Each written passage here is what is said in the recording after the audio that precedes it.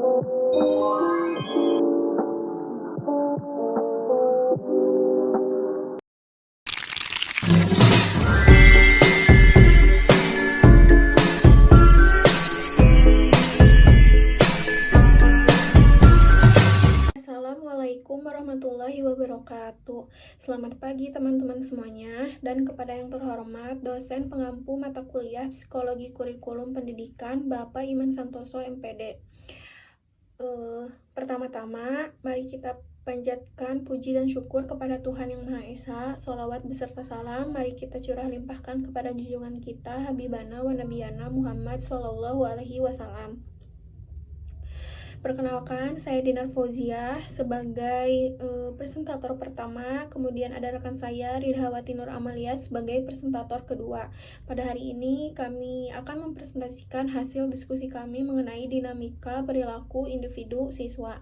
Nah, untuk mempersingkat waktu, mari kita simak penjelasan yang akan disampaikan oleh saya. Dinamika perilaku individu mencakup kumpulan perilaku yang dipengaruhi oleh faktor internal dan eksternal, termasuk adat, sikap, nilai, etika, kebiasaan, motivasi, dan interaksi sosial. Nah, dinamika ini tuh dapat bersifat positif atau negatif. Nah, menurut Yaman 2012, pembentukan perilaku individu tidak dapat dipisahkan dari pengalaman hidup. Nah, dalam psikologi, dinamika perilaku individu itu dapat dilihat dari beberapa perspektif. Nah, yang pertama itu ada psikoanalisis.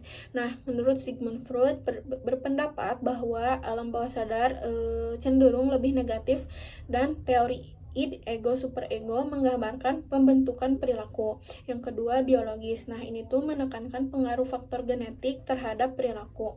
Yang ketiga ada behavioristik. Nah, perilaku ini tuh dapat dianalisis melalui sifat dan juga tindakan individu tersebut.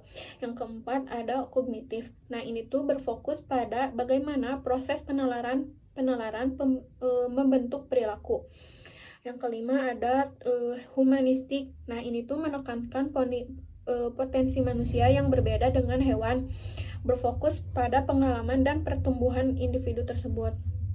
Lalu ada pengertian dari individu. Nah, individu itu berasal dari bahasa Yunani yang artinya tuh individu, yang berarti tidak terbagi. Nah, ini tuh merujuk pada manusia sebagai kesatuan terkecil.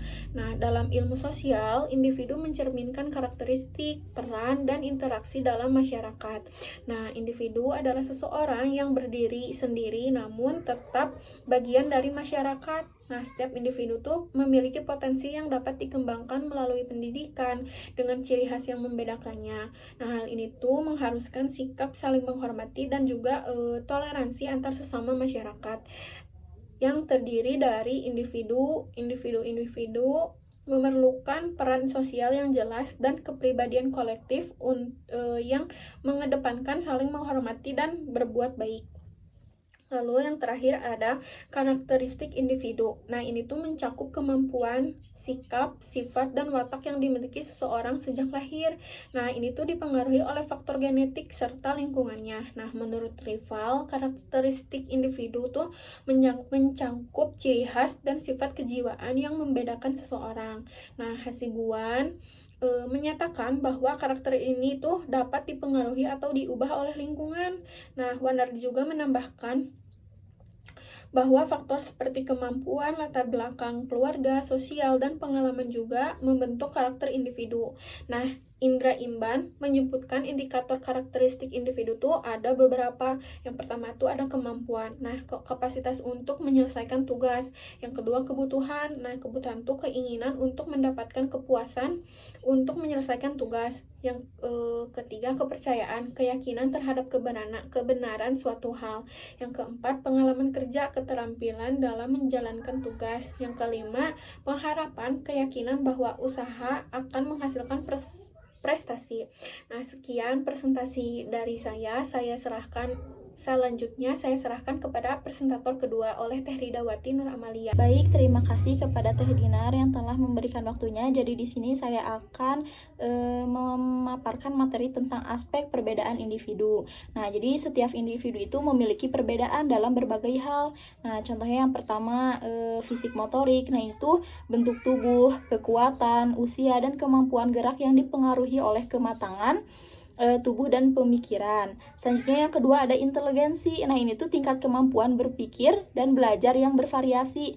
Nah, selanjutnya yang ketiga ada bahasa. Ini tuh kemampuan berbahasa yang dipengaruhi oleh faktor genetik dan lingkungan. Selanjutnya yang keempat ada psikologi. Nah, ini tuh adalah sifat dan emosi unik seperti mudah marah atau ceria, seperti itu. Nah, yang kelima ada kepribadian. Nah, kepribadian itu adalah cara seseorang berpikir dan bertindak dalam menyesuaikan diri dengan lingkungannya.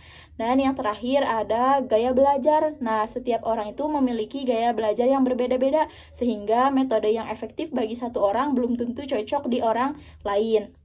Selanjutnya ada perilaku belajar. Nah, perilaku belajar ini tuh mencerminkan sikap siswa dalam proses belajar. Misalnya, apakah mereka aktif dan bertanggung jawab atau justru cuek. Nah, perilaku ini tuh melibatkan kebiasaan seperti mendengarkan guru, membaca buku, mengulang materi, mencari referensi di perpustakaan, dan mempersiapkan ujian. Nah, sikap ini tuh sangat mempengaruhi prestasi siswa. Selanjutnya ada hasil belajar. Nah, hasil belajar ini tuh adalah perubahan pemahaman atau kemampuan setelah belajar yang dapat diukur melalui tes.